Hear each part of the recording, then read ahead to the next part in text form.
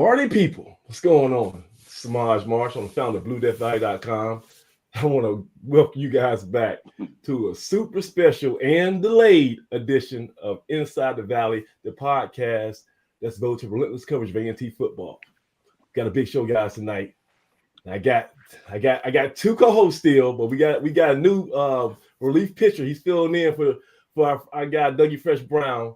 He's had another commitment, but he's going to try to join us later on. But filling in for Dougie Fresh, we got a Hall of Famer.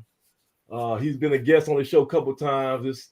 He's going to make a return to visit because this is a special night. You know, he only comes out when there's something big, right? With a golf tournament, Hall of Fame, or when we have a VIP guest. So welcome back to the show, former A&T quarterback, Hall of Fame quarterback that is, Maceo Bolden. What's going on, Mace? Hey, what's going on, Samaj and Craig? Appreciate y'all, man. You doing all right? Man, you know how we doing. You know how I'm doing. I know. Yeah. It's an exciting night, man. I appreciate y'all Exciting giving me night. the opportunity to sit in. So it's Yes, going to sir. be special. Yes, sir. Yes, sir. And of course, the man in the middle always speaks in facts, is not talking riddle. Longtime A&T insider, a beat writer on BlueDeathValley.com for over 2 decades.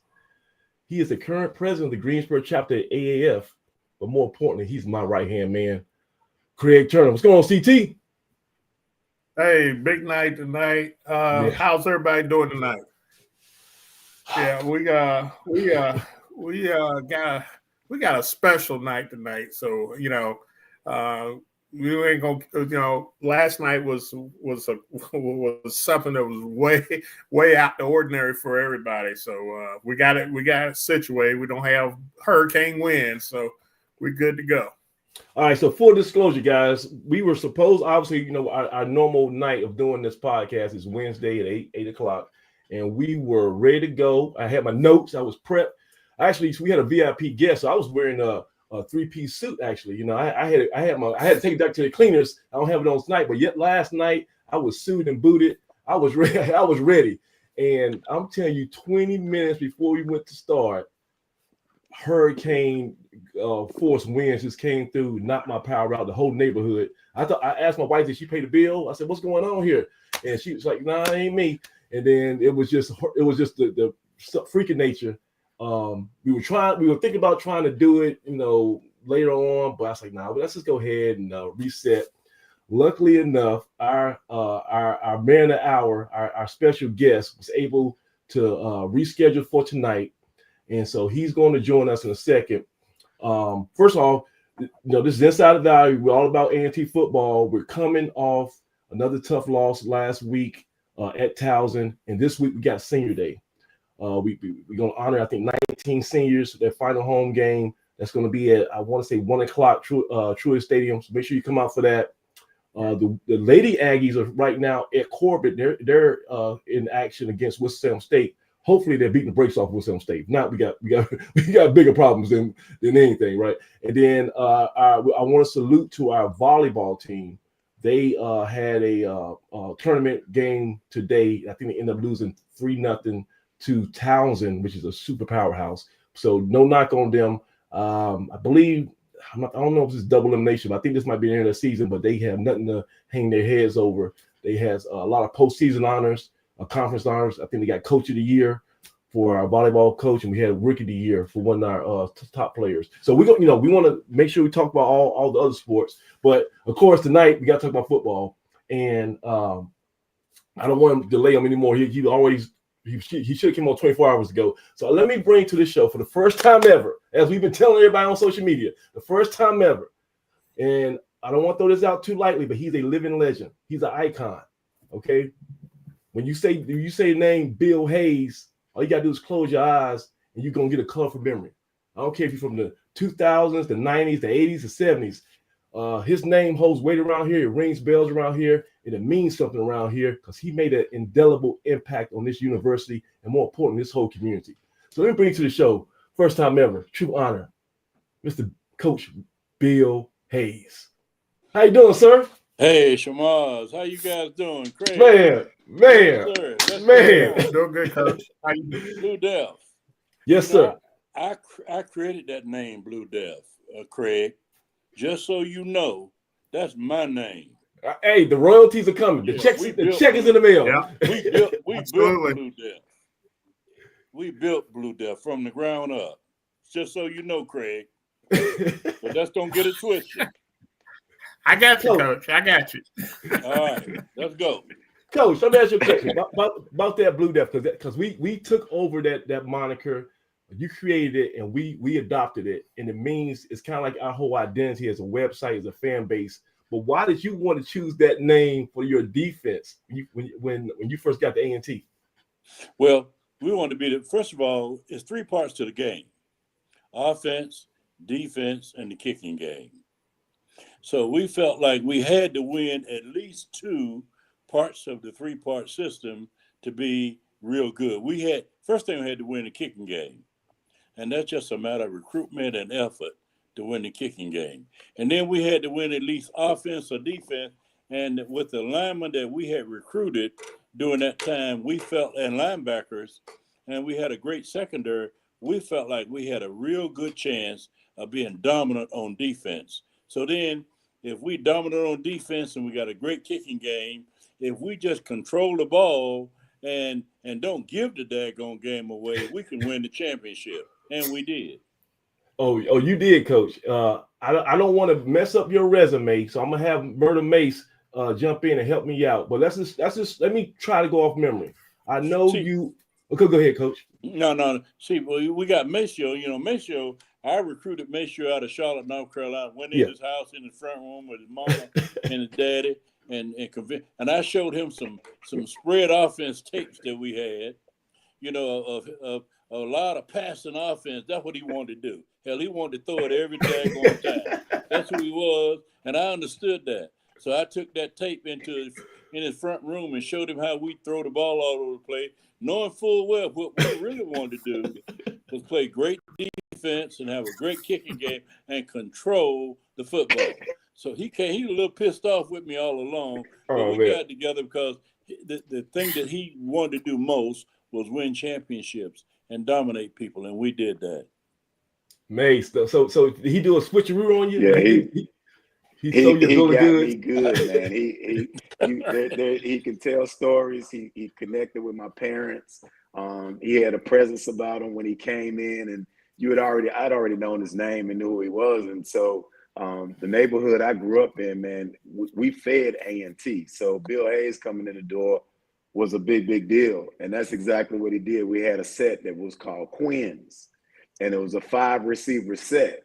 And so when I looked at the tape, and there was nothing but Quins on the tape, so I'm thinking, hell, they throw the ball 30 times a game. Like, you give me a scholarship, coach, I'm coming. And little did I know I was in big time trouble, but because the wing T was waiting when I got there with 3 running backs and 1 out. So that was a little bit different from that 5.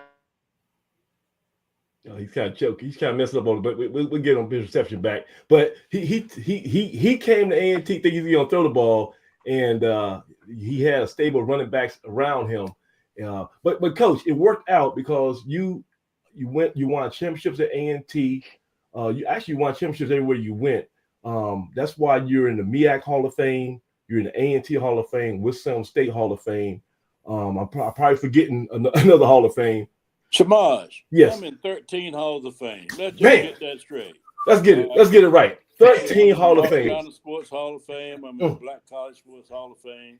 I'm in 13 different Halls of Fame. And you know what? I wouldn't be in any of it if it wasn't for guys like Maceo Bowling and those guys that we had at A&T. But you know what? We outworked everybody. Nobody gave us anything. You know what you all don't realize is when I came to A&T, and Maceo didn't know this, we had no practice field. We practiced football at Bennett College my first year at A&T. We had a locker room. We had about 110 players on the team and a locker room that was built for 35 kids. So it was not good for a guy like me coming into a place like A&T. The conditions were not conducive to winning at all. Because if you don't have anywhere to practice and you have a locker room, how you win football games? But you know what? We found a way to get it done. Our football team was in a tent for 10 years, waiting on a field house. Y'all forgetting all that.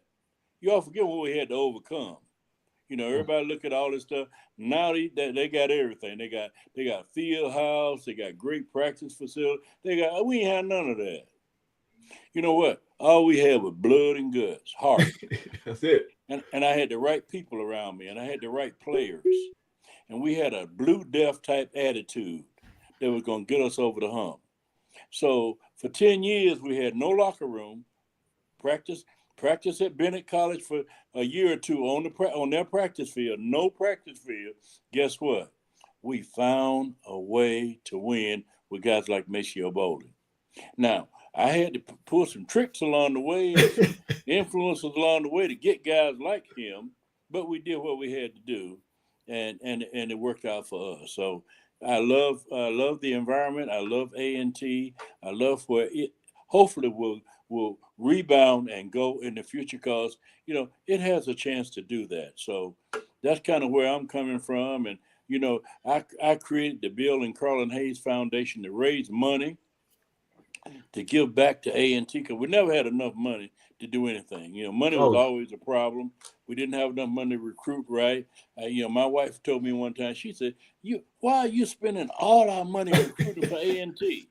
Hell, we can even have grocery money, because I'm taking my check recruiting for A&T. But it all worked out, and I have no regrets, because I got involved with guys like Maceo Bowling and Craig Thompson and God knows how many others that went on to push A&T forward and do some great things, Shemaj.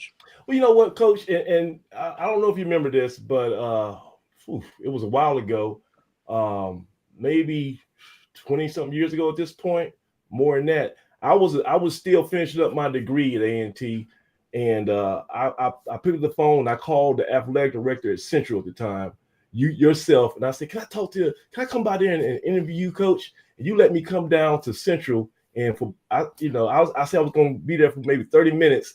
I was there for about 3.5 hours, and you gave me the greatest interview I've ever had. It's on our website right now. If you go to the homepage of BlueDeathValley.com and scroll to the bottom, all 3 parts of that interview are still on the homepage, BlueDeathValley.com. And in that interview, you talked about the beginning and how your wife, when you went to Bennett College, she was helping you doing like the field maintenance. Oh yeah, me and my wife, we did the practice field. Yes. You know, she had the wheelbarrow, and I had a shovel and some dirt filling in holes on the practice field. Wow. You know, so you know, Aggie pride is something special about that. But you know what? At the end of the day, it's a lot of pain, a lot of hard work, and a lot of effort that went on to winning championships that we won with guys like Maceo Bowling and Craig Thompson and Rudy Artis and Richard Ladd, and you know those rock gut guys. So you know? and I understand if even coming to A&T, because you were first. Now, actually, yes. You know what? Had I known what I was getting into when I came to A&T, I would have never came, because from a child at Hillside High School in Durham, North Carolina, I had this impression in my mind about A&T and Aggie football. Bert Pickett, who was head coach when I was a senior in high school, right. Yeah. did not recruit me. So I was at North Carolina Central University, but my goal was to always prove to Bert Pickett and the A&T family that I was good enough to be there and better than most.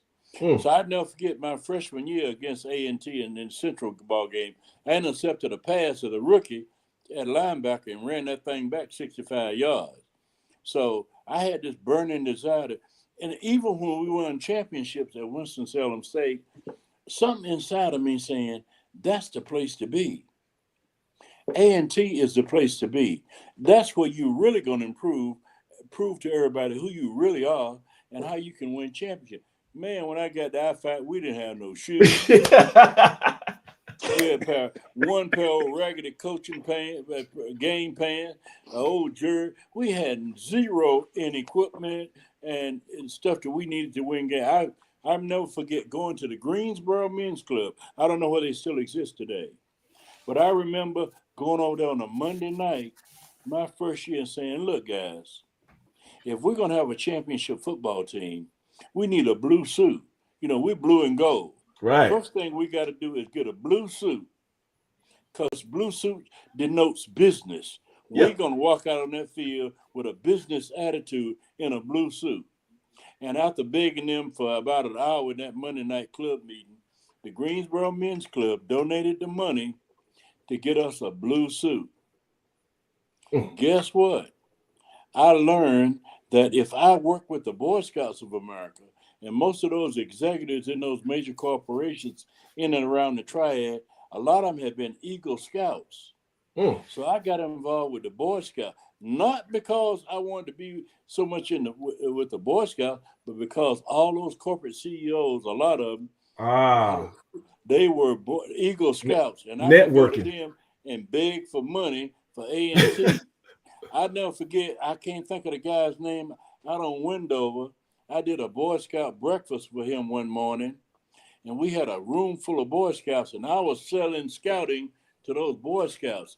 And the CEO of, God, I can't remember the name of the car dealership, but he said, Coach, I need you to leave A&T and come and sell cars for me. I said, man, I can't do that. I'm committed to A&T. He said, well, look, what can I do for you? I said, man, look, I need 3 sets of uniforms. I need a gold uniform, I need a blue uniform, and I need a white uniform. He said, well, how much is 3 uniforms? I said, $10,000 a piece.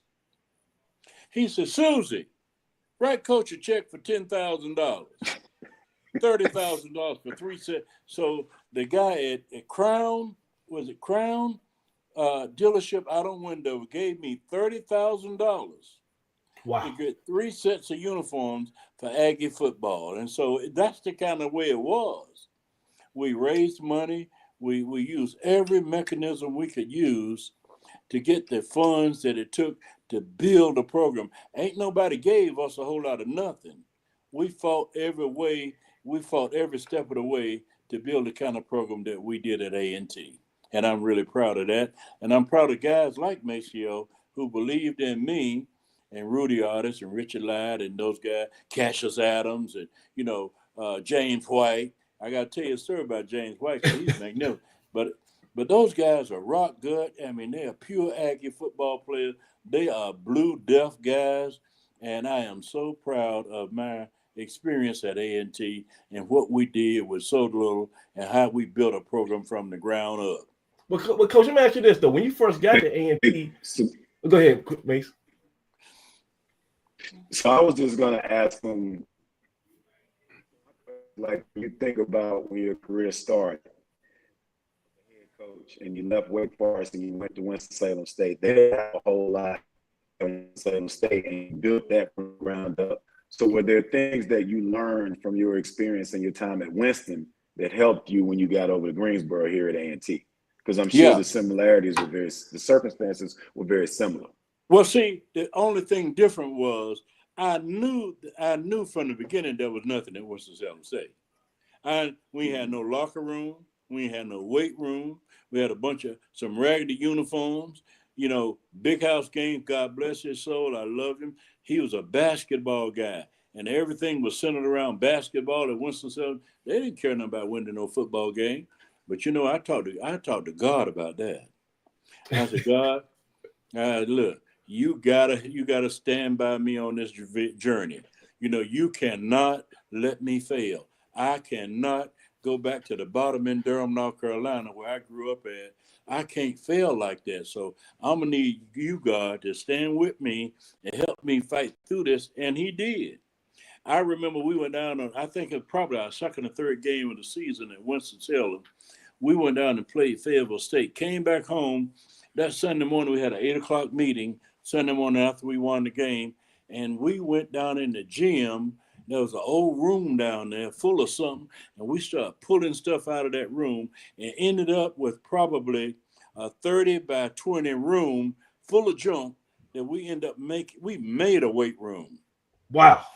Yeah, we made and then we went out and begged weights in the community from people, mom and them had them weights and their son then left home after he, got old enough. The weights still at the house.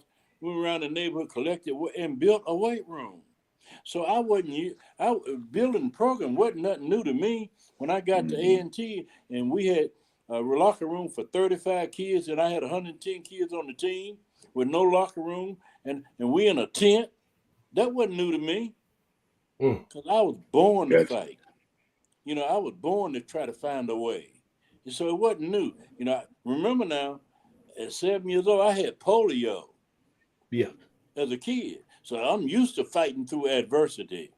And so being at A&T and fighting through adversity wasn't new to me. So that's exactly what we did. And you know, but I had warriors with me.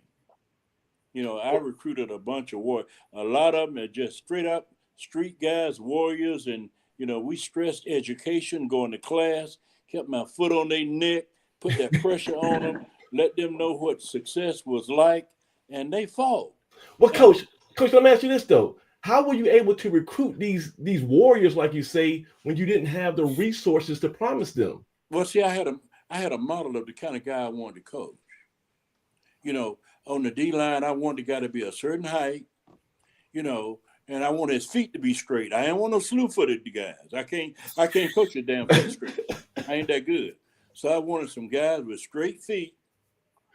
Maybe a little bit pigeon-toed, but I wanted to be a certain height and a certain weight, and I can do the rest with conditioning and training and weightlifting and all the stuff that we did.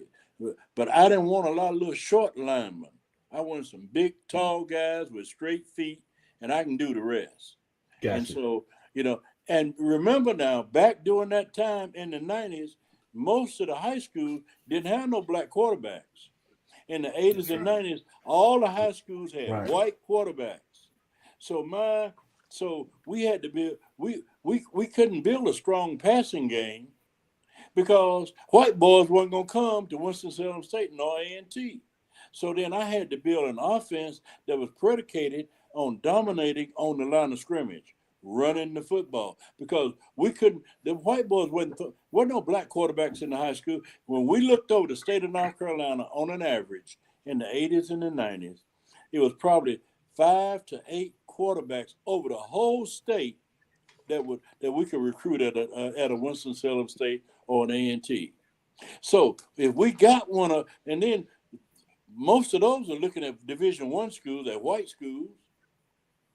So we had to build an offense predicated on being very physical and running the football. And all of a sudden, here comes a guy like Maceo Bowling that can throw the football. Now, what do? Do we change everything we've been doing and having some success with, or do we try to adapt a program for him? And that's what we did. We put on a 5-receiver offense, adapted an offense for him. We use it sporadically. We didn't use it all the time, but we used it enough to take advantage of his talent and talent of kids that came along like him. I can't imagine now, even in the NFL, you don't realize there's 18 black quarterbacks in the NFL now? Can you remember when it was only Doug Williams back in the 70s and the 80s? So I came through during a time when there wasn't no black quarterbacks. I mean, you had to drive a long time and down a long road to find a quarterback that was black in high schools in North Carolina. And fortunately for me, I was able to find a guy like Maceo Bowling. Find a guy. When I recruited Connell Maynard, I was going to ask you about him. He won but 155 pounds. He looked like he had worms and rickets. You know, he was too small. You know, wasn't nobody recruiting Connell. Connell had no scholarship. His mama brought him to me. He said, "Coach, you know, because he didn't have it coming out of high school. But what we didn't realize is what his heart was like. Yeah. So we got lucky with him because we brought him in, and so I said, "Whoa, wait a minute, this guy got talent." And I'd never forget when I decided to make that move to play him, the coaches were going to rebel against me. Coach, he ain't ready to go. I said, you know what? Something special about this kid. He got some talent that's unbelievable. They said, man, you crazy. You know, the coaches about to mutiny on me, my own staff. Because Connell. Yeah, about Connell. Yeah, they gonna mutiny on me. They say, you ain't gonna play this guy. He ain't ready. I said, yes, he is ready. I'll never forget. We put him in there and he lit it up. And all of a sudden, I was a smart guy. I was a damn idiot. Wow. Yeah. And as the time went on, more and more black kids were playing. See, we didn't have no. Hold up, Shamaz. We ain't had no damn out-of-state scholarships at A&T. They ain't give me no. They ain't give me no out-of-state scholarships. So I had to find what I needed right here in North Carolina, and an out-of-state kid was gonna cost me 3 scholarships. So I couldn't go to Maryland and New York and D.C. looking for a quarterback. I ain't had that kind. I'm gonna invest that kind of money in a kid. 3 scholarships. He had to be Jesus Christ for me to invest 3 scholarships in him. I can't afford to do that. So we had to get old kids, with talent and wanted to work hard and try to make him into what we wanted him to be. Does that make sense? Oh yes. Yeah, it does. That was kind of like your secret sauce. You would get a player who may have been undervalued, but then you put your stamp on them and took them to the next level. That's what we had to do. And nobody outworked us. From early in the morning, 5:30, 6 o'clock, weight training all day long, making sure kids did breakfast check, making sure they went to class, putting on a suit of clothes. I'm old school. You got to dress up and go to church on Sunday. I'm gonna take you to church. We did all of that. Right in church with those kids, and it paid off. It paid off big time. So that's kind of where I'm in the position I'm in today, to sit back and smile at all these coaches got all this stuff and can't beat a damn drum. Well, coach, that's easy for you to say. Because you got 195 career wins. You're the second winning coach in North Carolina history. You've got 195 career wins, second only to Jerry Moore at Appalachian State. I beat Jerry Moore. I know you beat him. I want to talk about that, because that year was 1993. See, actually, what you don't realize, Shamar, here's the real deal. Okay, go ahead. They really wanted to fire me at A&T. So what the athletic director did, he gave me Western Carolina game number 1. Oh. Yeah, then he gave me Appalachian game number 2. And he gave me Liberty with Jerry Falwell game. They thought by then they would have enough ammunition to run me off. What happened, Coach? Do you remember what happened? I never forget. Lever Covington hit that running back up there at Western Carolina. You could hear like a shot out of cannon. I mean, when he hit him, the game was over. We went up there and beat Western Carolina there. Then we came back, and the good Lord rained on Aggie Stadium field, and the field was wet and muddy. Oh, man. Wasn't used to playing on a muddy field like that. We beat they butt. And then we went up to Liberty, and Jerry Falwell, old Christian white man with a Christian, he put in the newspaper that Friday. We got up to that Friday, and lo and behold, in the newspaper, he said that we're going to play North Carolina A&T tomorrow, a bunch of thugs. Ooh. He called us in the newspaper a bunch, and that's all the ammunition we needed. Hey, Coach. Right? He called us a bunch of thugs. So guess what we're going to do? We're going to thug out on him tomorrow. That was so much fun. Hey, Samaj, I got to tell you this. So, go ahead, Bates. That week of practice, it was Falwell, and then Sam Rutigliano was the coach at Liberty. And the week before we played Western Carolina, they were ranked number 1 in 1AA. And we beat them 34-7 in Colorway. And when I say we beat them, like we spanked them like they're old or something. Like it was probably the most physical game. I've never seen our defense hit the way that they hit that day. And we were rocking and rolling on offense.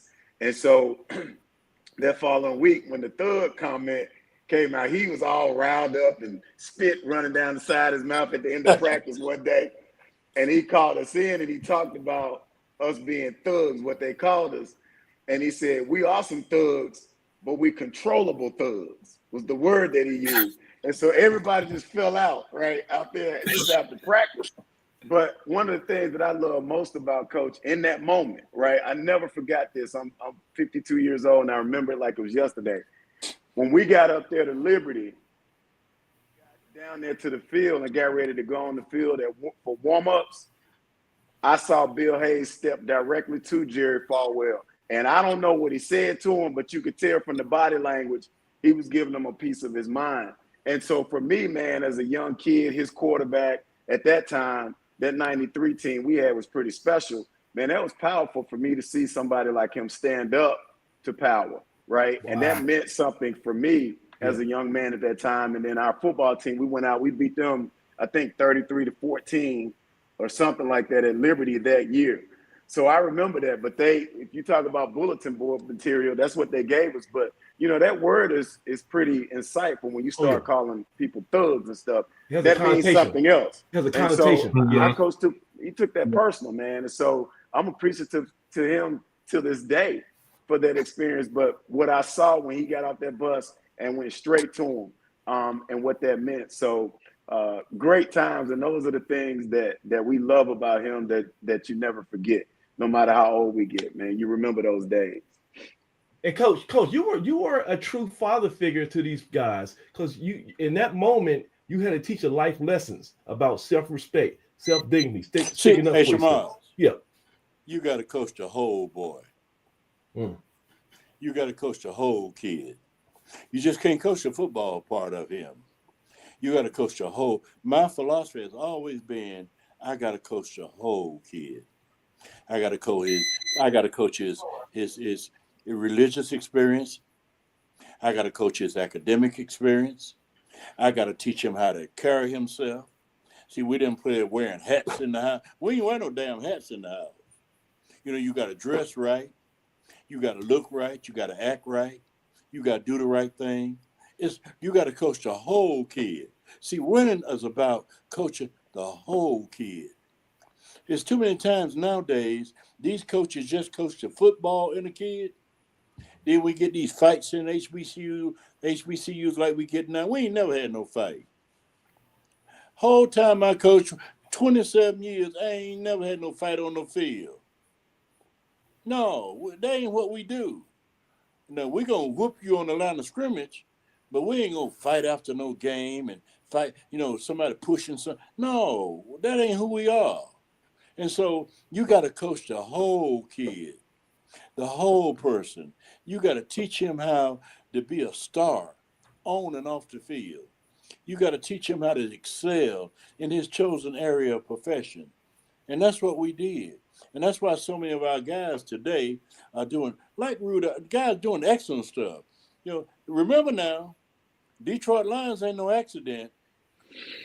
We had Brad Holmes down in the pit showing him how to be a man. We took him through the mill. And now look at his team up at Detroit Lions. Tough as nails. Tough as nails. They're tough as nails. The toughest team. Tough as nails. Yep. It's that same kind of spirit we had. And so we coach. My thing was then and is now, we got a special role as coaches. We got to teach a guy how to win, how to be successful. And winning means be successful. Look at Maceo and what he's doing on his job. Look at what he's doing.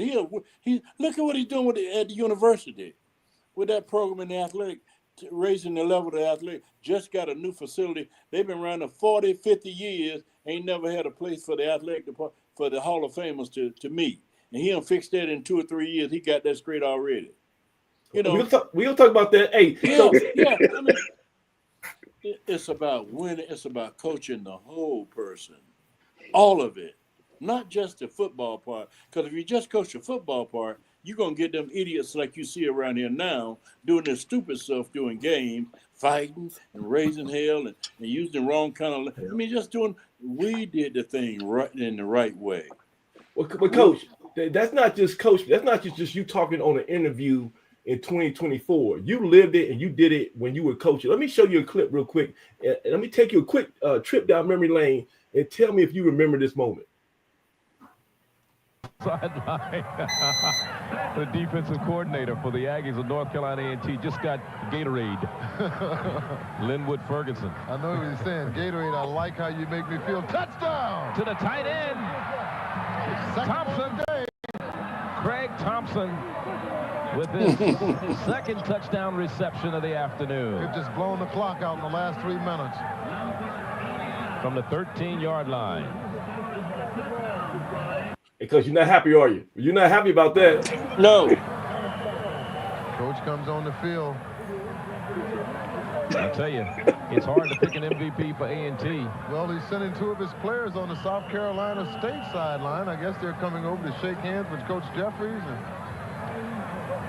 say wasn't throwing the ball to try to run up the clock. Anything of that Run up the score. I've never seen that in my life, Coach. I've never seen this. You went and made your 2 guys apologize to Coach Jeffries in the middle of a game. Yeah. That's right. And I guess he just couldn't help himself. Run the scope on Coach, over here now. We're close guys, and then, so I got pissed off with Craig Thompson and Connell for I think we put 40, maybe 50-some points on him. We had enough, and we didn't need to show off on the guy. But then we got in the locker room, and Craig said, "Coach, you made me go there and apologize to Coach Jeffries. Don't you remember how he did us 2 or 3 years ago?" I said, "Damn right, we should have ran 2 more."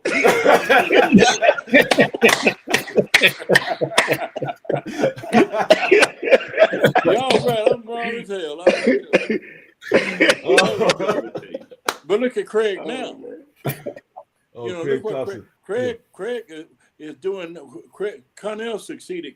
I'm sorry, Maceo succeeded Craig. Craig was in charge of the program at A&T and did it for years, and then Maceo succeeded Craig. So all those guys are leaders, and Connell is a leader.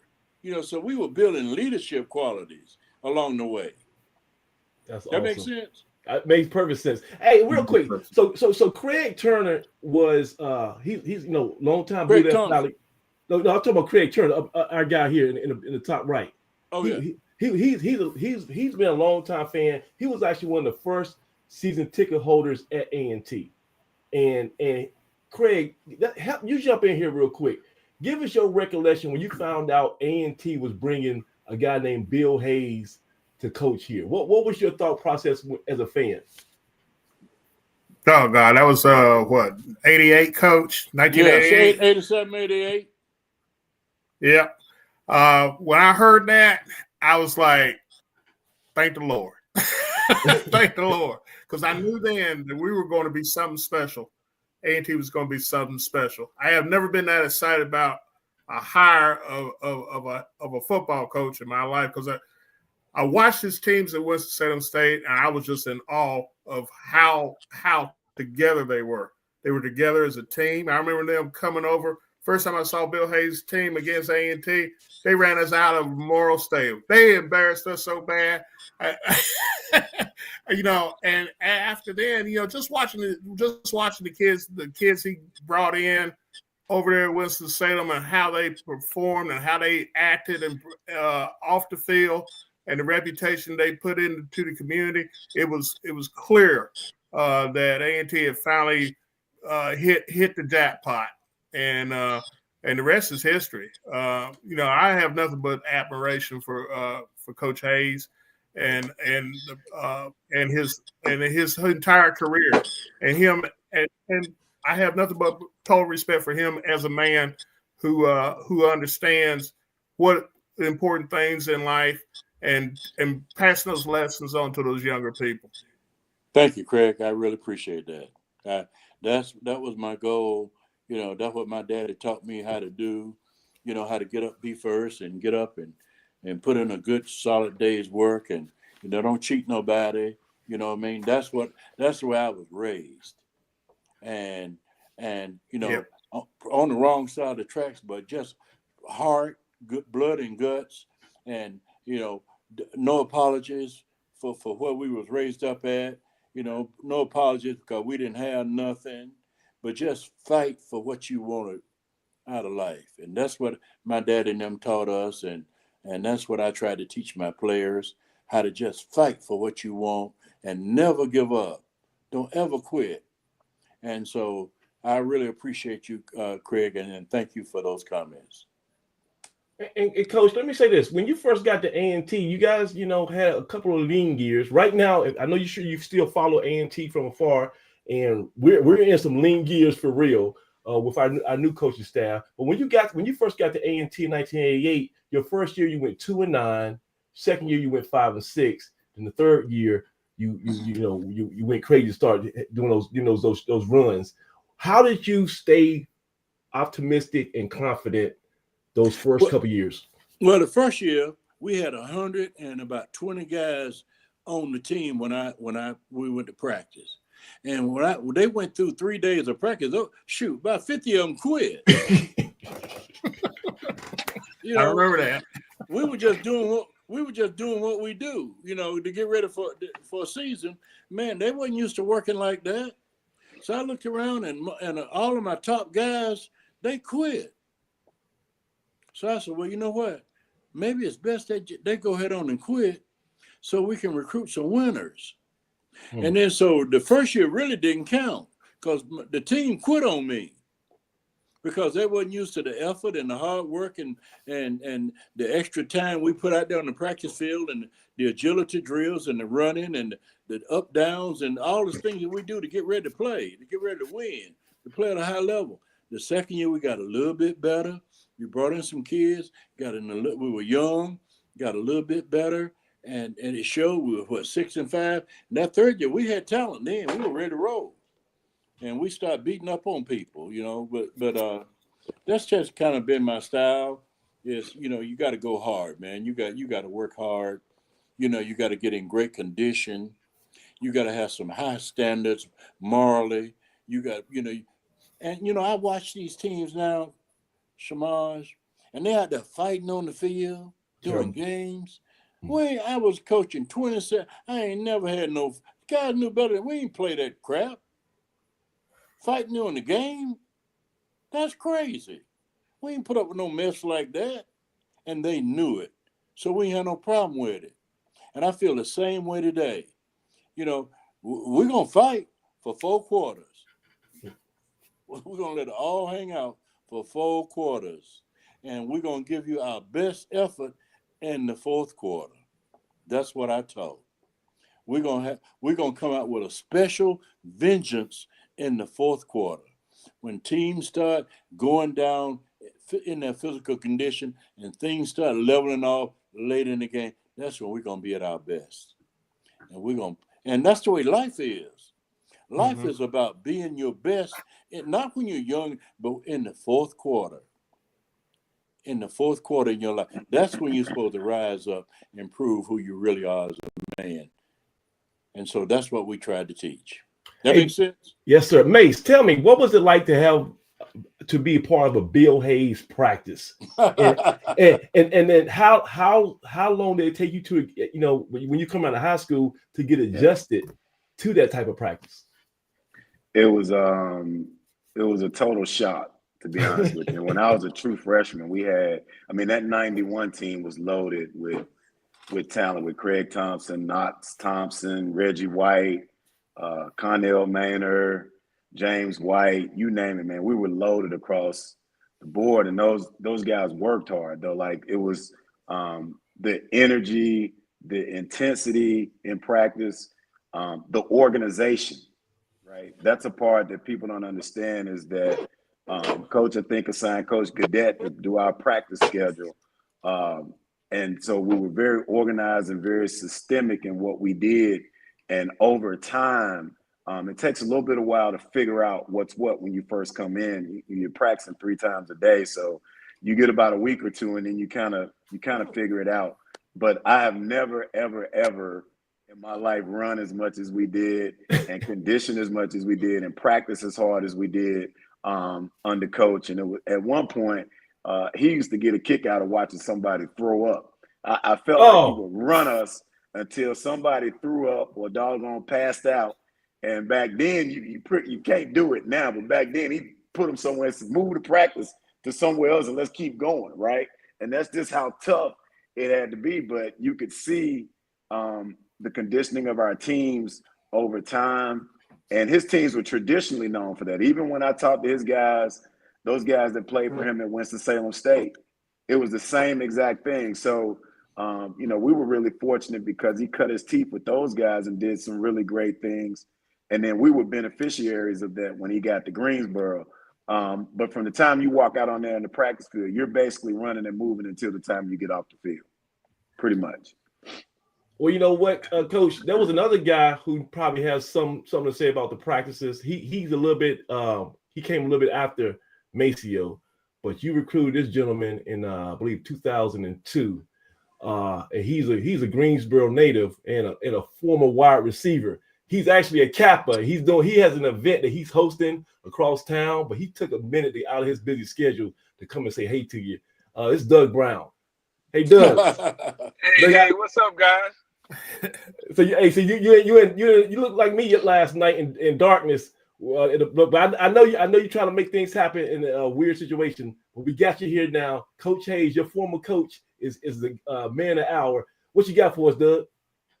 There's no way I could let this night go past without me taking a break to come on and acknowledge the man, the myth, the legend, Coach Hayes. The reason why Aggie football is what it is today. Yes, sir. Coach, thanks for coming on. I'm sorry I couldn't be here and be on time, but I want to thank you for everything you've done. I'm happy that you're getting your flowers. You deserve every bit of recognition that you're getting right now.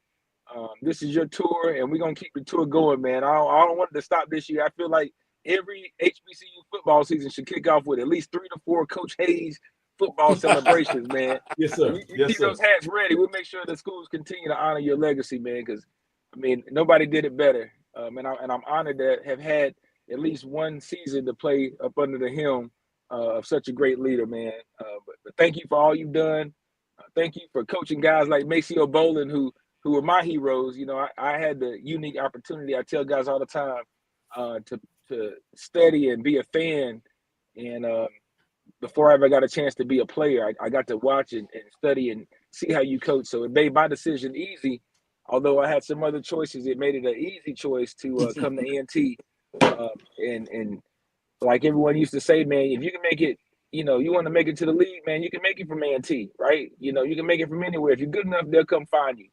And Coach Hayes was the epitome of that, man. He did it with not a lot of resources at time. And if you talk about selling a vision, we talk about how Coach Hayes was able to get guys to believe in a field house that wasn't even built yet, right? It's going to be right over there is what he used to tell people. But I was able to experience that field house being built, and I remember the fundraising you did and all the little things. I was privy enough to be on campus and be around it. But I sincerely want to thank you from the bottom of my heart. I'm thanking you for all the guys that were in my era that still tell stories about the talks that you gave guys and the knowledge that you passed on, just like you're passing on tonight. It's nostalgic just to sit here and soak it up. I almost forgot I was supposed to be on the show. I was listening for a minute. I was like, man, I'm supposed to be on the show, man. Hey, Doug, Yes, somebody sir. from the comments, they said that when Coach Hayes came to Ragsdale to recruit you, he was on his motorcycle. Is that true? So that's probably my favorite Coach Hayes story. When I was getting recruited, I was starting to get a little attention, and you're getting letters from everybody, and you play a game Friday night, and you have a letter Saturday morning from a school you recruit, say handwritten, Doug, great job, keep up the good work. And I'm like, Dad, I ain't heard nothing from A&T yet, man. Maybe they show me a little bit of love. And my father told me, he said, look, son, we don't have nobody to sit over there and write you letters, handwritten letters right now. They out recruiting and they out coaching. I don't know if he said something to Coach Hayes or where it got back, but later on that week, we're in practice at Ragsdale, and I look up now High Point Road, and we hear all this noise, and we hear this Harley coming down the road, and next thing you know, this motorcycle rides right into the gate, right up by the football practice field, and practice pretty much stopped, and everybody's looking up on the hill, and they said, man, who's that black man on that motorcycle on that Harley? And the pride I had to tell those guys that's Coach Hayes. He came to see me. I'll never forget the feeling And I don't even think Coach Hayes got off the bike. He didn't have to get off the bike. He didn't have to come down to practice. He didn't have to speak. He just stood up there and watched me. And the fact that Coach Hayes actually came to my practice, oh man, it didn't get much better than that. So that is definitely one of my favorite Coach Hayes stories. And my teammates are still, and Coach Anderson, who was my defensive coordinator, who's an Aggie, man, he remembered that. And we were able to share that moment, and he knew what it meant to me. That is definitely one of my favorite moments. And also the moment when Coach Hayes offered me a scholarship, which was after the Tennessee State game in Nashville, Tennessee, with '99, when they had knocked off, #1 team in the nation. Yes, sir. Coach Hayes was starting to give me, recognize me a little bit, and then they went on to beat South Carolina State later on that year, earlier that year, with Ramondo North and all those boys. And I remember going down in the locker room. That was a big deal for me to make it to the pro locker room and go, see those guys. And of course, Coach Hayes is back in there after the big win. He's celebrating and leaning back, and he's chilling. He's got the Doral in the air. And, I'm in there hanging out with the guys. Chris Caldwell, Mo Smith, and the boys. And somebody said, Coach Hayes wants to see you in the back in the coach's locker room. And I said, all right, I'll wait till he come out, no problem. And I said, no, he said, come on back there right now. So I went back there, and there's Coach Hayes hanging out, just chilling. Coach Hayes style, if you know, he's chilling out, hanging out. And Coach Hayes told me straight out, he said, I don't want you to think for 1 minute that you're not our kind of guy. You my guy. You my guy. And from that minute on, I knew I had to come to A&T and play for Coach Hayes. And immediately after offering me a scholarship, Coach Hayes sent me to T-Bone and go get him a towel so he could shower up after the game. So he knew what to say, what to do, but he also knew how to handle you, how to treat you, right? Yeah, I might have been getting some recognition, but I was his guy, and he knew where I belonged. And so he treated me like a son in real life. And I had to do my chores and run my errands. It wasn't. That's awesome. That's a story, Dougie. That's a great story. Don't get it wrong. Now, Coach ain't telling the truth. He's telling the truth about making guys quit. I mean, my freshman, I think I had to go to the hospital with heat exhaustion. Don't say that, Doug. Now it wasn't Coach Hayes' fault. It was my fault. He had 215 pounds, but I remember that day, and I remember Coach Hayes coming to check on me in the hospital and taking time out from camp, just to come over to Cone, and that meant a lot. I didn't want Coach to see me like that, but a coach that cares about you, man, it means a lot. It definitely means a lot. But I enjoyed all the stories, Coach. I mean, I'm sure I have the guys texting me tonight, talking a few stories about you, man. But I really appreciate how you poured into the young men and how you continue to pour in to college football players and coaches across the board, man. It's great anytime we see you out in public, see it at golf tournament, see it at the tailgate. I mean, you just have such a presence and an aura. And anybody that's met Coach Hayes, they know Coach Hayes lights up the room when he walks in. It's like no other. So I appreciate you so much. Thank you, Doug. Thank you. I really appreciate that, brother. And look, your mama, Miss Pauline, she a great lady, and your dad, Rap Brown, he's a great guy. I love you and your whole family. Trust me, y'all are great people. Yes, and Miss Carolyn. I spent many a days in the bleachers, traveling and watching Coach Hayes coach. And, if you haven't been around a group of coaches' moms and wives, they just as tough as the coaches, if not tougher. And you might have the best one out there. So please give my best. Thank you.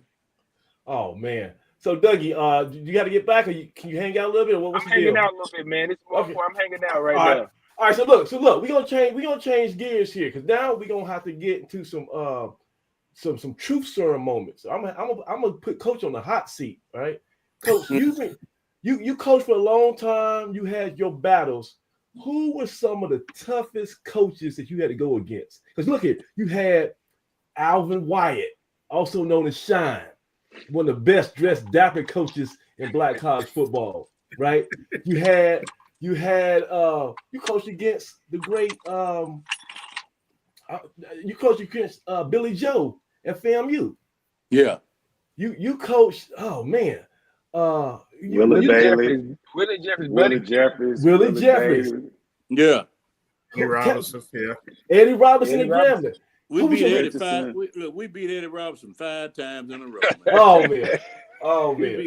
We own Grambling. You know what I mean? We own Shine down at Bethune-Cookman. We own, we own those people, man. Come on now. Now it was a guy up at Delaware State. Okay. And I can't remember his name, but he could coach. Delaware State. Okay. Yes, sir, buddy. He could flex. You know, this guy could really ran the wing T, and it was my first 2 or 3 years at A&T. This guy could really coach. He could really coach, and I can't. It's amazing that I can't remember his name, but me and Willie Jeffries had our battles, and he was always very competitive, and so was Billy Joe. You know, we played. Billy Joe brought his team up to A&T. Scandretti and them, all of a sudden they thought that, you know, they wasn't giving me nothing to work with, so they want to run me off. So they gave us FAMU for homecoming. They figured if we can run him off, if we bring FAMU in, beat him on homecoming, we can get rid of him then. I think we beat FAMU 52-48. And I'll never forget, there was so many people at the game. People were standing on the sideline. I'm trying to talk to my players, and the fans were standing next to me on the sideline. You know, but Billy Joe was a good one, and you know, but Billy had more facilities and support than we had at A&T at FAMU. So, but he was a real good one. There was some good ones. Hank Lattimore was a good one out in North Carolina Central. And he knew the passing game really well, and he lived and died with the passing game. So we died him pretty good because with the passing game, we had Blue Death on our side. But you know, I played Dick Price was a great one up at Norfolk State. Okay. Yeah, Dick Price was one of the truly great football coaches in the CIAA, in the MEAC at Norfolk State. So you know. It was a lot of real good ones back then, and you know, you had to get up early in the morning and get your team really ready to compete with those guys because they were truly professional. You know, and the thing that crosses my mind now, we ain't had no fighting after the game. You know, all that pushing and they ain't had no mess like that. That's crazy. Yeah. You know, we played straight up football, 4 quarters. You know, and you know, and I'm against all of that. I can't accept this kind of thing that I'm seeing in HBCU football today. I think it's terrible. And I wish I got some choice words for any coach that would allow his team to go out after a game and get in a brawl after fighting. If you fight hard enough for 4 quarters, you ought not to have nothing left to be out there fighting. Now, that means you ain't done all you could do during the 4 quarters. That's right. Exactly. That's what I feel about it. So maybe I need to just shut up on that But I just don't approve of that kind of thing. Well, Coach, after you know your successful career, like I said, you're the second winningest coach in North Carolina history, 195 career wins, multiple championships, Black College National Championships, conference titles. Then you took the next stage of your career to become an athletic director, and you were athletic director at North Carolina Central, at FAMU, and then finally at Winston-Salem State. What was that like for you to make that pivot to be athletic director? When I went to be an AD at Central, we won 14 championships in 4 years. Wow. Yeah. From 2010 to 2014 at my alma mater, North Carolina Central, we won 14 championships in 4 years. Then I was perfectly satisfied because I was at home and I was enjoying working at Central as athletics director. And then the chancellor came in, James Ammons. Yeah. In fact, James Ammons had hired me, and the chancellor at FAMU told him that if he wanted to win in North Carolina, he needed me on his team. So he hired me as AD at North Carolina.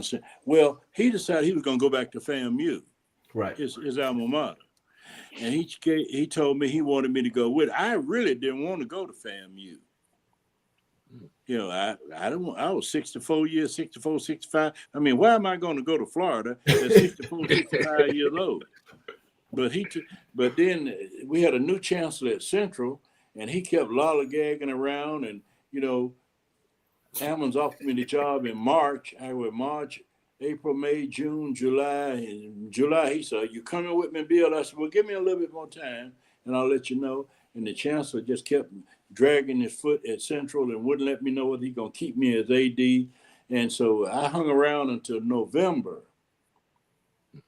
And the chancellor still hadn't told me whether I was going to be his guy or not. Mm. So Ammons called me. He said, "Bill, I've been waiting on you for 8 months.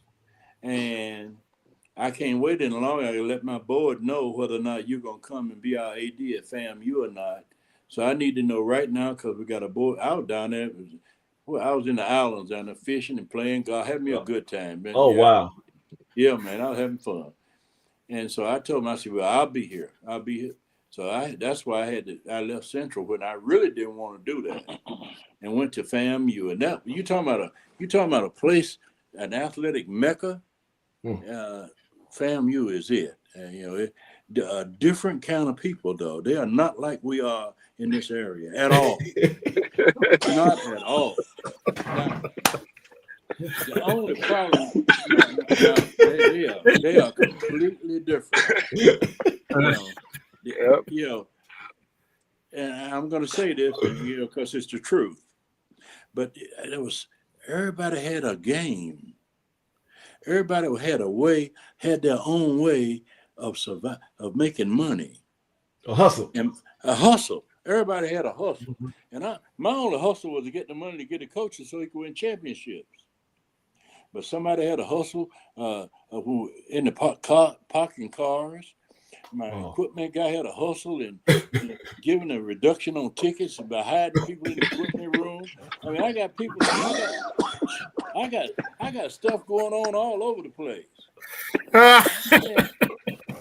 We were $8 million in the red, and it didn't take me but 6 months to figure out. Hey, there's too much stealing going on. Wow. Yeah. Yeah, that sounds like FAMU. I mean, I can't say it any other way. You got me. I owe it to you, to be honest. I wasn't used to nothing like that. It was all about building a program. It's all about raising money to provide for athletics for the kids. I wasn't used to nobody trying to figure out how they could get money for themselves. That was different. That was really different, and I couldn't handle that. Really, I just couldn't handle that. We had all kind of problems with that. So how did you leave? So what was the factors in leaving FAMU and then coming to Winston-Salem State?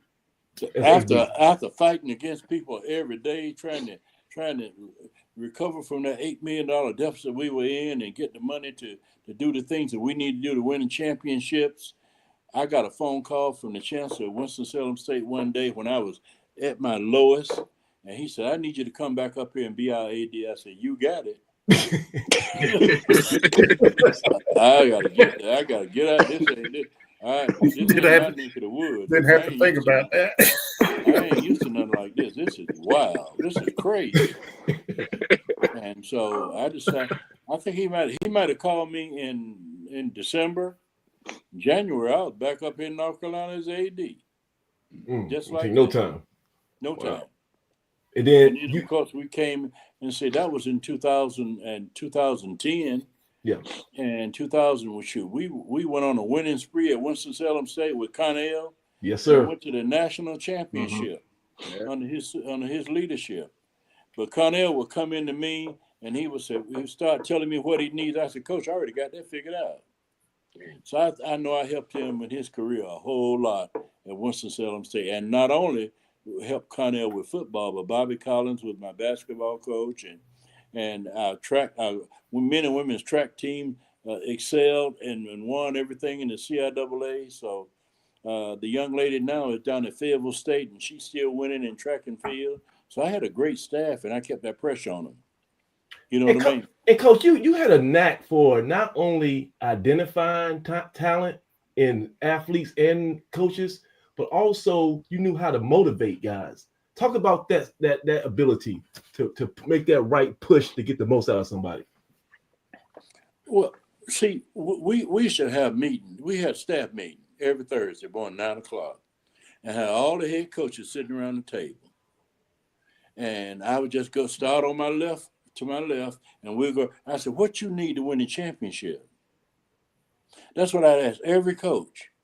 What do you need me to do as your athletic director to propel you to win the championship? They tell me what they need. I get it for them. I get them everything they need. Then the next week, I say, what you need to win with? I mean, come on.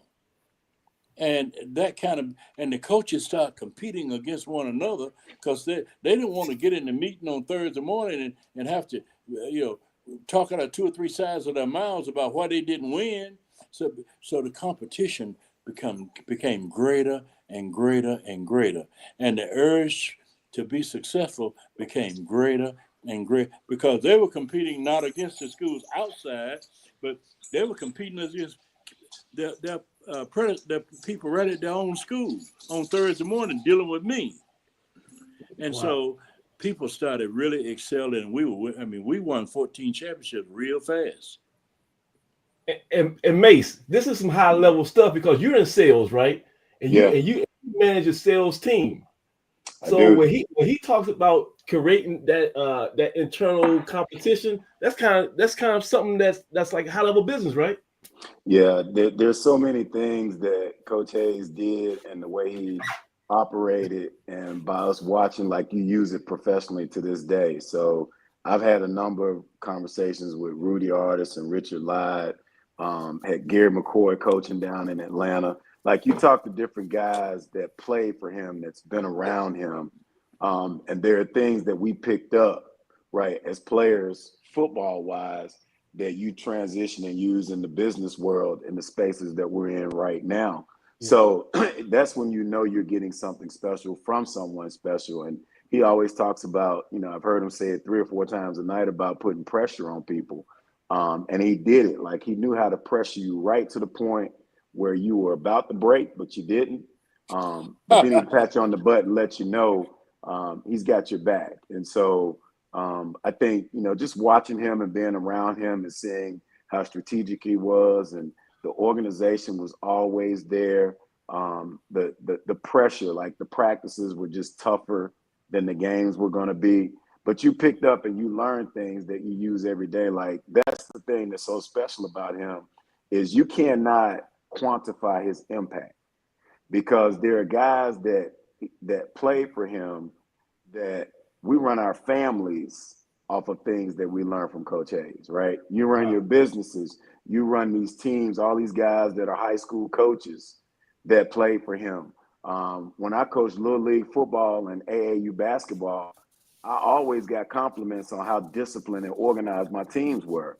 Well, I saw it for 5 years from Bill Hayes, and I just picked it up, and you scale it to what you're doing, right? But those lessons never go away. So his impact is unbelievable, man, in terms of the amount of people that he has touched that he doesn't even know, just because the guys that he coached are now impacting other folks. So that to me is how when you talk about what a legend is, like that's really what you look at, is the impact that they have, not only in the Winston-Salem community, but he's dang near global, right? Yeah. So a lot of lessons that we learn from him I take and use today to try to be successful and put pressure on my folks. It's just different because it's in corporate, so I don't want HR calling me. So I can't do Bill Hayes stuff. I'll be fired tomorrow. Shamar. Yes, sir. Look at Steve over at Dudley High School. We brought him in from Chowan Junior College, a DB, and look at what he's doing at Dudley High School over in Greensboro. Stephen Davis. Huh? Yes, Stephen Davis. He won ours. Wow. And he his son actually is one of the top cornerbacks for this current A&T team. So that's another generation. And of course, your nephew. Let's not forget your nephew, Richard Hayes, who's over at Fayetteville State. And all he is the giant killer. Whoever the top team in the CIAA is every year, once they get Fayetteville State, they get knocked off. That's like an annual ritual. Proud of him. Proud of Richard. So, and you just have a great coaching tree. I mean, if you step back, all the guys who you put your influence on, I mean, this is something like the top names in all of football, right? We got a lot of them out there. One of our guys from A&T is a strength coach down in Texas. He and I Torrey talk Beckham. a lot. You know, we got guys at Detroit Lions. We Yes, got sir. guys down in Carolina. You know, we got guys all over the place that are coaching and doing really well all over. So I'm proud of those guys.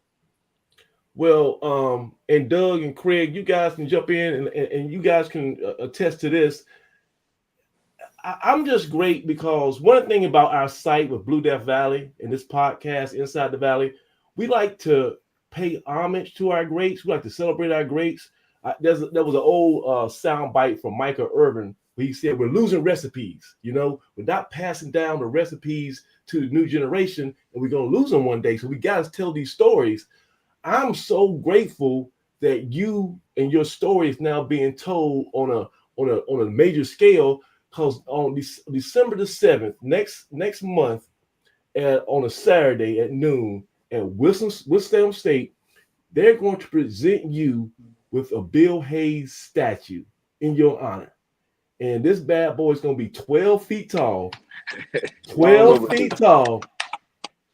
And it's going to be on that ground forever. Not just for a week, not just for a year, forever. All generations are going to go walk by there. If they don't know anything about Bill Hayes, they're going to ask their parent, who's this guy? Why is he so special? This real quick, Coach. How does that make you feel next week when you go to that presentation to see your own statue? Well, you know, I've seen it. They covered it up the other day. I saw the statue, and I just absolutely couldn't believe it. I have never seen anything like it. You know, I've seen Eddie Robinson's statue, and I've seen Jake Gaither's statue, and some of the other great coaches. There's not but 5 of us that are going to have a statue in our honor.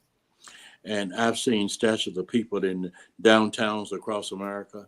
I've never seen anything like this one. This is special, very special. And I'm extremely proud and fortunate to have had the kind of guys, you know, and the beauty of it is the players, the Maceo Bolins and the Donald Evans and the Rudy Artises and, you know, the Craig Thompson, those guys invested their own money to buy this statue. The universities didn't do this. Winston-Salem State, they didn't do this project. A&T didn't do this project. Can you believe that players from A&T and Winston-Salem State got together and did a project together for their coach? I mean, A&T, that's like Duke and Carolina getting together. A&T and Winston-Salem State ain't going to get together for nothing but a fight on the football field and on the basketball. But in this case, the beauty of it is these guys are together today in my honor with this statue that's going to be unveiled on December 7th. You know, we also together on fundraising opportunities for HBCUs. The Maceo Bolins and the Rudy Artises and the Donald Evans and the Timmy Newsomes of the world, we get together every year in May and have a golf tournament to raise money for HBCUs in our region. We raised a ton of money to give back to A&T. We've given money to A&T football, A&T basketball, Winston-Salem State football, Winston-Salem basketball, a little bit to Fayetteville State, a little bit to North Carolina Central football, and we've given black. Why? Because we struggled to have success. You know, it was a war trying to have the things that we needed to be successful with. So when I got out of it, I said, I'm going to do everything that I can as long as I live to make sure nobody has to go through what I went through to try to put together a football program, because it was a struggle. And so we've worked really hard to try to raise money to give to HBCUs in our area. And this statue really epitomizes all the work. And it's me, but it's about all of us. It's what it's about. This statue is about all of us and the work that we've done to help HBCUs be the best that they can be. Well, Coach, and Doug, I'm gonna tell you right now, Dougie, I'm not happy. You know why I'm not happy? Because Winston-Salem State, they one-upped us. They beat us to the punch. A&T should have had a Bill Hayes statue before anybody. And you guys all know how I feel about memorializing our greats. and I'm going to ring that I'm going to bang that drum. That's going to be my passion project. I'm going to make sure if whatever this platform becomes, how long I got breath, I'm going to make sure that we're going to work today till we get a Bill Hayes statue out in front of Aggie Stadium, Truist Stadium, whatever they want to call it at the time. That's going to be my goal, and we got to make that happen. And that's a good segue because Mace, with being the president of the A&T Hall of Fame, you guys have been working to actually get a physical brick and mortar site on campus to where we can start having a display of our memorabilia and our history. Is that correct? Yeah, so I'm extremely proud that November 5th, I actually talked with our athletic director, Earl Hilton, and met with him.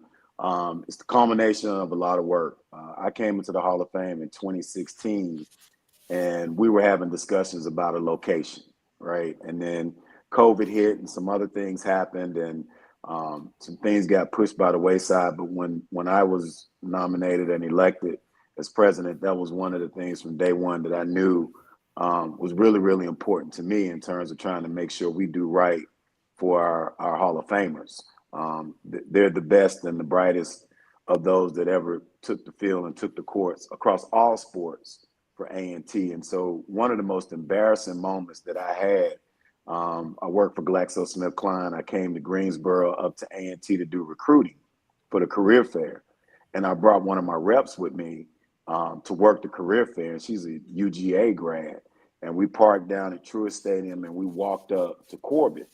And on the walk up, she said to me, "Hey, Maceo, where's your Hall of Fame stuff? I want to see your Hall of Fame stuff."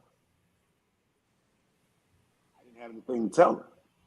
I didn't have anywhere to take her, any place to show her. So we've been really, really, really pushing that. And I will say our athletic director is working with us. So what they've done is there's two classrooms. There used to be the Egwin dancers classrooms right over the racquetball courts. Yeah.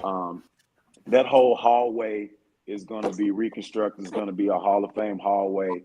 And one of the classrooms is going to be a meeting room with stadium seating. And then the other one is going to be our lounge area with a kiosk with all of our information from our current Hall of Famers. We'll have, memorabilia and everything and some casing around the walls. It's going to be completely branded with A&T Hall of Fame. And the goal for the room is obviously for us as Hall of Famers to have a place to gather and meet when we're back up on campus. But when we're not there, my vision right now is big screen TVs, nice sofas, a juice machine in there, like somewhere where people can go, where you can take recruits, or if you've got people on campus visiting A&T. Excuse me 1 second. Yeah. So by this room, I think there was talk that potentially the chancellor will be doing some receptions in that area. So we don't have a true estimate right now, but the ballpark for the remodeling and everything is going to take is somewhere probably between $250,000 and $500,000. And we're going to be working on that remodeling project. The athletic department is going to be working with the Hall of Fame. So we are at the infant stage of it, but we will be trying to do some major fundraising in the very near future to start trying to meet some of the goals so we can split those costs with the athletic department. But the goal is to make it a place that we can all be really, really proud of. Okay, so I'm going to tell you right now, and I'm going to speak for everybody on our website. That's going to be a passion project. That's going to be a signature thing that for Blue Death Valley, because we've been talking about, how we're going to contribute, give back, are we going to start pushing money to NIL, all that stuff. All those things are great. But for me, this is why we have our site, right? We have our site to celebrate our history. And you guys with that physical Hall of Fame room and area, that's what it's all about. So we're going to definitely be on board with that. Real quick, if somebody wants to, if they see right now, they want to send some money, what's the way they can get in contact? They can go to the AAF website, right, and click on Hall of Fame. Don't give them nothing else but Hall of Fame. All right, when you go to the AAF website, you can click. There's a donation button, and you got to scroll down through, and you can give to the Hall of Fame. But we will be following up because we're definitely going to do some internal fundraising ourselves, right? So I'm gonna be ready to cut a check on day one when we start the efforts, just out of my personal account. We're gonna do a jacket drive where we're getting some products at cost, and we're gonna upcharge it so we can make money off of it by selling it to our own members. So that's some stuff that we're working on. But what I want to say real quickly is just, man, our Hall of Fame is special.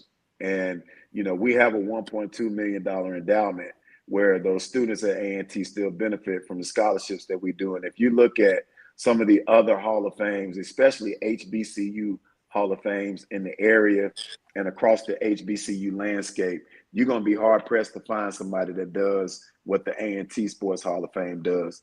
So us finally having a location on campus is going to be the culmination of a lot of hard work of those Hall of Famers that came a long time ago, including Dougie's dad and those guys that were around in the 70s when this thing first started. So it's going to be an emotional day for me when we close that deal and finish and get everything done. But I'm looking forward to it.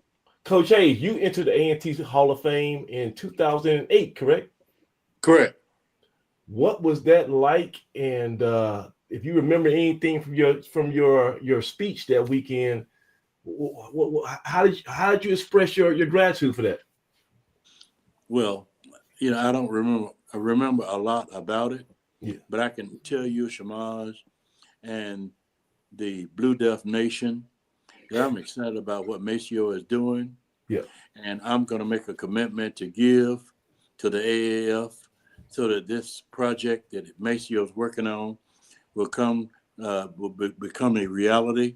I'm going to give some of my own money. I'm going to make sure that I help him be successful.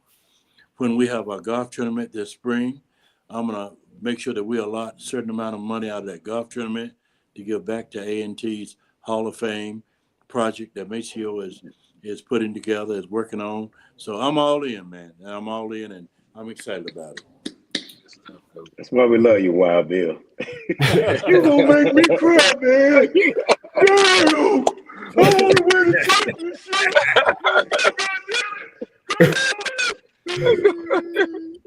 Oh man.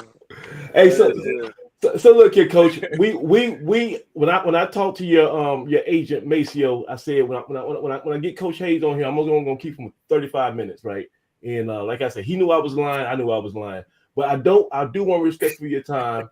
There's no way we can ever get the full conversation of Bill Hayes in one setting. It's too many stories, right? So we gonna get out of here about let's say about 5 to 10 minutes. Everybody else gonna get their last questions in. But if you've been watching this show and you've been enjoying this as much as I have, Coach Hayes, can we get a commitment from you right now to come back for part 2?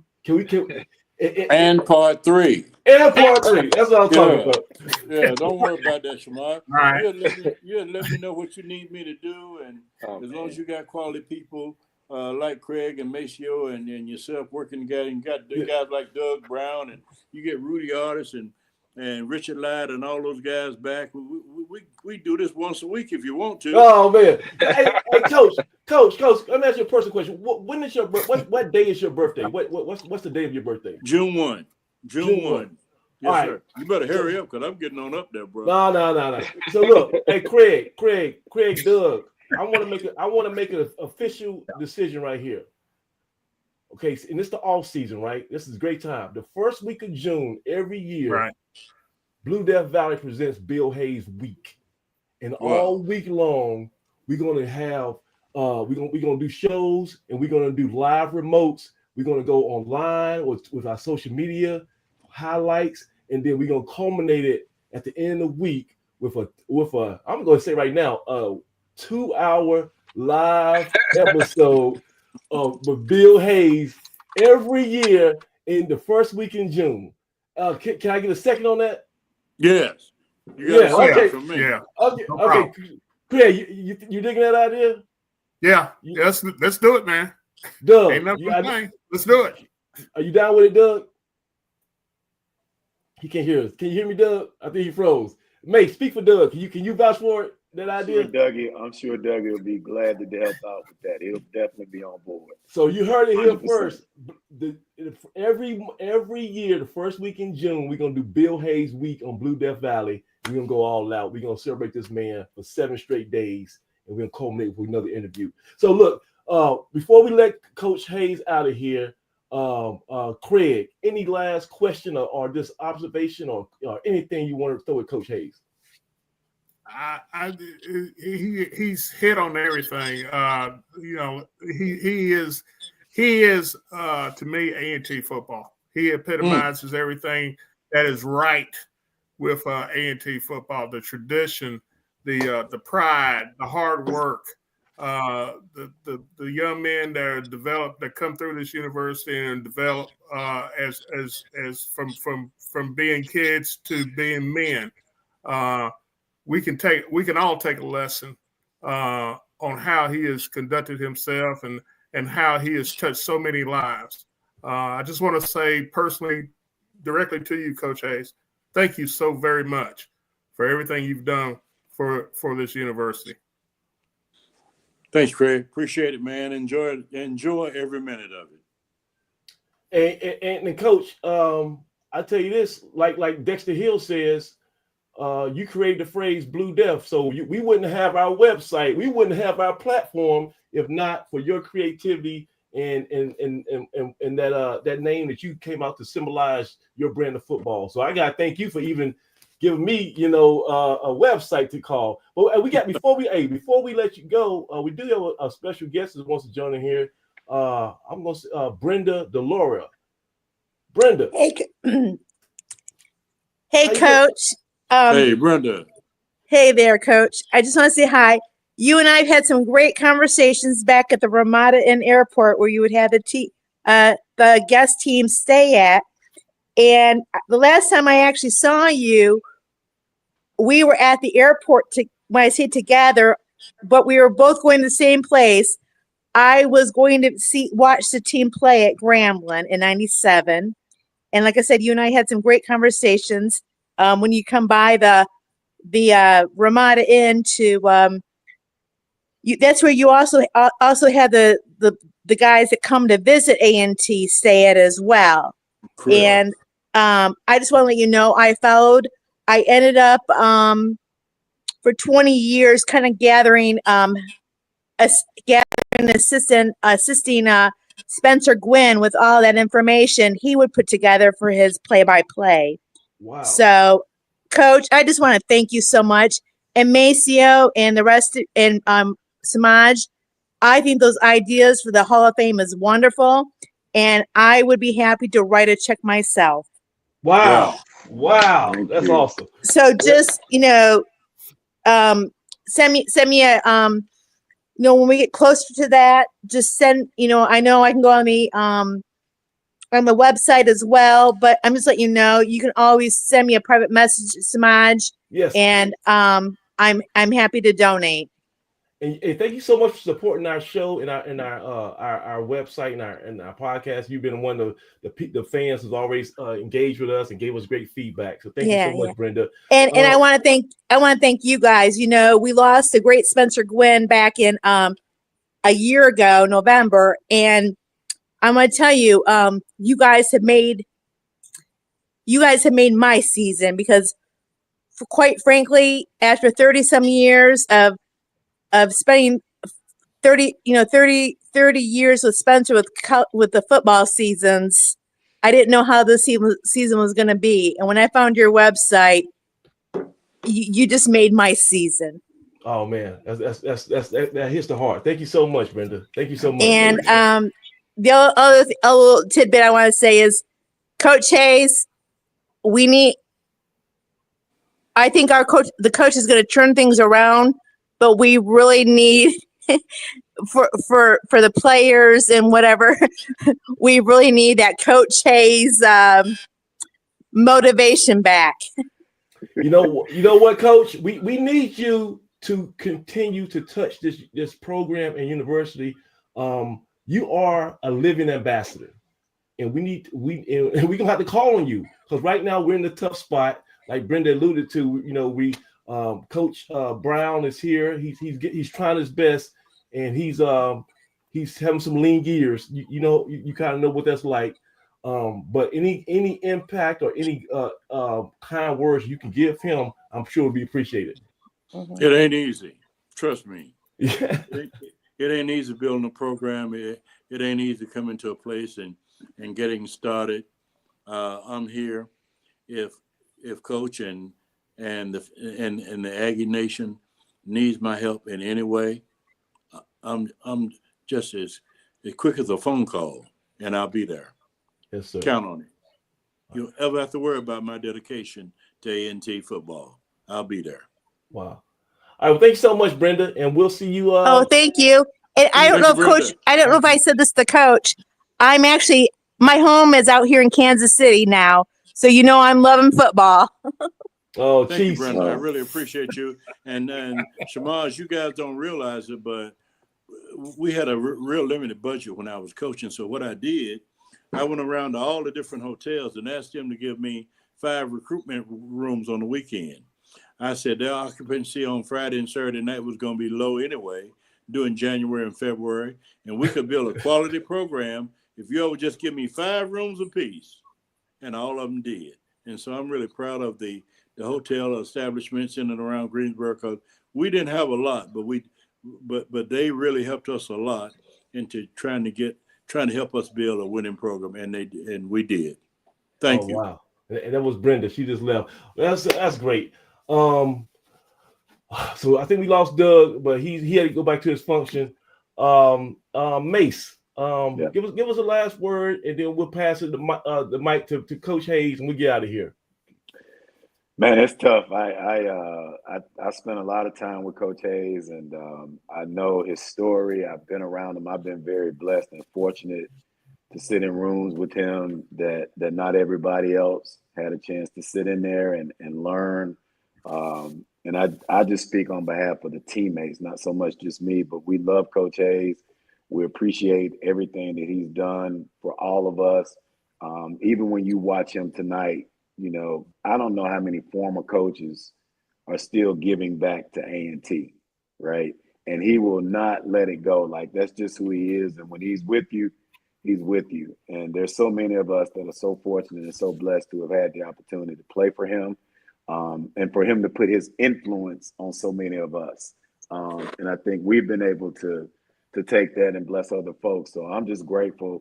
And I'm grateful to you, Samaj, and to Craig and to Doug for doing the show and giving him his flowers. I'm a big believer in that. And I think we have to continue to do that and not lose sight of the history and the knowledge. And he's still kicking, man. Like he's still got a sharp mind and he's well thought out. But it's so much of a wealth of knowledge there to be able to sit and just listen. I can listen to this stuff all night. And some of the stuff I've heard a million times before, but you learn something new each day. So just thank you for having the foresight and the insight to bring him on and to be able to feature him. And hopefully for those out there that are listening, that this has been a treat for you, because it's been a treat for me. So thank you for letting me be a part of it. First of all, Mace, just thank you for joining us short notice. And also, like I said at the beginning of the show, we tried to do this last night, and we were 15 minutes away from going live. I lost power. And I was like, man, I'm like a complete fool. My hero, Bill Hayes, stopped all he was doing and set aside his evening for me. And I'm gonna stand him up on my first time interview. And Coach Hayes, like a true father figure, he said, "Son, it's all right. I'm not doing it tomorrow. I'll make time for you." And that kind of killed my anxiety, made me feel better. And I was like, man, those little things, these small gestures, they have a major impact. And I'm glad we were able to do it tonight. Like I say, Doug Brown, he is hosting an actual Kappa event across town. He's not just a party, he's a host. And he stole away for 15 minutes and went to a dark alley just so he could say something to you, Coach Hayes. That's how important it was for him to at least get a chance to get a word in. But like I said, next year, it's not going to be no problem because we're going to have a whole week. And when I say we're going to go out all out, Coach Hayes, it's going to be like that was that show, This Is Your Life. We're going to bring back players. We're going to bring back former coaches. we're gonna bring back everybody we can, and we're gonna go for a whole week just celebrating you that first week in June. So get ready for that. And I'm gonna have to go to this TV station and get all the news footage, but we gonna make it big for you because you are a living legend. And one thing about A&T, we're gonna celebrate our legends. I promise you that. Thank but Coach, go ahead and give us one. Thank you, Shamaz. Give us one. I really appreciate you guys. Yeah, and let's give us, if you can speak this one last word to the fan base, because right now we kind of taking our lumps. What words of encouragement would you give us right now to get through this football season and look forward to the next? Just take one day at a time, and it's too early to give up on anything. It's just year one. It takes a while to really build a program, and it takes a while to understand the program and the community. It's hard to do that in your first year. That's really hard. So let's don't jump the gun. Let's don't get too excited. Let's give Coach an opportunity to do what he does. If he needs me, I'll be around for any kind of support and help that he might need. But all of us got to get in behind the thing. It takes a village to build a team. And so, we'll get it done. And today's just the first day. So we'll be there in the end. We'll get it done. So I'm all in. And in Blue Death Nation, December 7th is an open event. You don't have to be a Winston-Salem State Ram.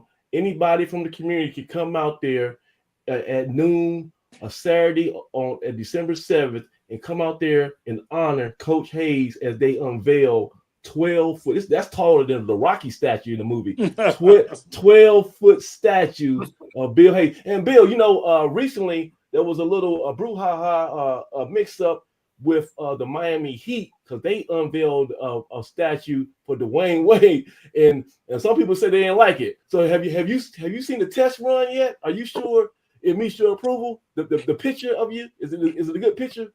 Well, first of all, my players from Winston-Salem State and North Carolina A&T came together to do this statue, and it is on city property. It is not on Winston-Salem State's property. It's at Bowman Gray. It's at Bowman Gray Stadium, right? A city-owned stadium. So we had to get city approval to carry out this project. Gotcha. Okay. The statue is off the chain. All right. It is absolutely unbelievable. So I can't wait until December 7th till everybody has an opportunity to see what I've already seen. It's outstanding. All right, so look, guys, don't meet me there, beat me there. December 7th at noon, Bowman Gray Stadium. Bill Hayes gets his statue, and then hopefully in a few months, years, or whatever, we get another statue for Bill Hayes right there on the corner of Lindsay and Sullivan in front of that football stadium that we call home because it needs to be there. That stadium is missing that Bill Hayes statue. Thank you, Thank you so much. Yes, One sir. quick reminder: not only does he have the stadium, but they named the field after him over there. Oh, no! Don't rub it in. Don't rub it in, man. They did. Don't rub it in. I was trying not to mention that, man. Good Lord. They did right by him. They did right by him. They did right by him. Hey, look here. We gotta do better. Aggies, let's look in the mirror. Are we doing right by all our greats? Okay. Are we doing enough? Are we helping? Are we coming to that call of action that Mason's pulling out about that Hall of Fame? All right. So if not, then now we got time to do better. And this has been a great night. Man, this is more than I thought it would be. This is only the beginning. We got so many more stories, so many more videos we're gonna start cutting up. But until I gotta let Bill Hayes go because I promised him, like, I be close to my word. But Coach, this has been a great night, and I know the fans are going to appreciate it. Until next time, for Maceo Bolin, Craig Turner, and our VIP, Bill Hayes, I'm Samaj Marsh. This has been Inside the Valley. We'll see you next time. Peace. Thank you all. Appreciate you. Aggie Pride. Aggie Pride. Right.